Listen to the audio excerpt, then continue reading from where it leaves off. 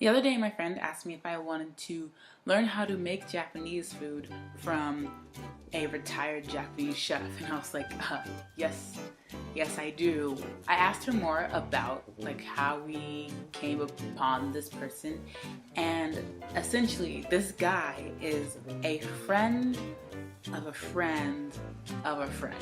The friend that I met works with someone else who replaced someone who met this man, and this man used to own a restaurant and work at a restaurant in the city. My friend just goes, okay, meet me at City Hall at 2 and we'll ride our bikes over to another person's house. So I go to this stranger's house and I hang out with her and my friend, and we wait.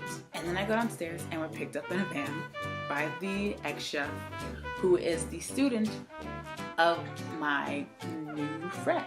So we all drive over and through the beautiful countryside, and we see all the rice fields to this guy's house. I haven't been in a house in Japan ever, and we went into this house and it was amazing. He had this beautiful garden. He grew edamame in the backyard.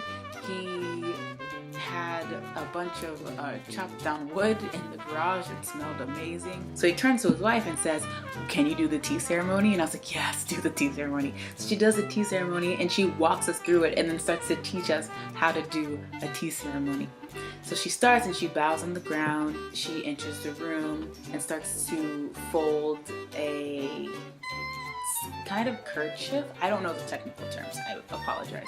But it's like a kerchief and it's orange and she's folding that, and it's a very precise way to fold. And then she places that on the tray, and then she goes in to warm the bowl, and she pours water in a bowl and then makes it go around, pours the water out, and then dries the bowl, then puts the tea in, puts more hot water in, and whisks it. But there's precision with it. Like, you can only pour the tea with your left hand and you hold the lid down with your right hand and pour this. After the tea ceremony, his wife taught us how to make sushi. It started with the rice. She had already made the rice before, and she added vinegar and we mixed it up and fanned it to cool it off. After that, she taught us how to make the egg for the sushi, and she put in mirin, which is kind of a sugar water type ingredient. I've never used it, but now I will. And she put in daishi, which I still don't know what it is, but I learned what mirin was. And she put everything in and whisked the egg up and began to fry it in a square pan, which I want because it's square. She poured the egg into the pan, and as it cooked, she would roll it up and it kind of looked like a Yule log at the end, and then set it to the side and she would do another one. Everything was set up on these beautiful plates, and then we started to make the sushi. I don't have any footage of us rolling sushi because my hands were dirty, but it is difficult, but it's not as hard as I thought it was going to be. So I think I did okay. And then her husband goes, oh, my hobby is to play the ocarina. I'm gonna show you guys that I play the ocarina. And so he played it for us. While he was playing, he let me hold one of the ocarinas. Like, he had a really big one. It probably fit in my hand like this. And he's played Silent Night, Amazing Grace, and a traditional Japanese song, and they were all awesome. And after he played the ocarina, we all went back into the kitchen.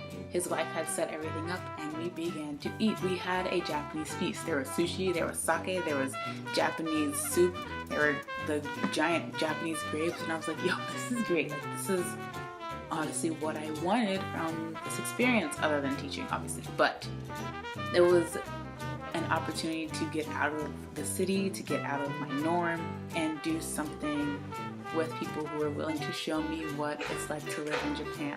This particular family was willing enough to open their doors to a bunch of foreigners and teach them how to cook, because two of us were straight out of college and we're all pretty young and don't really know how to get around Japan and what to use and what ingredients are common. Honestly, that was probably the best thing that has happened since I've been in Japan, and there are a lot of great things. So I'm still thriving. Anyway, I will see you on my next vlog, and I hope you're all having a great life, okay? See you, bye!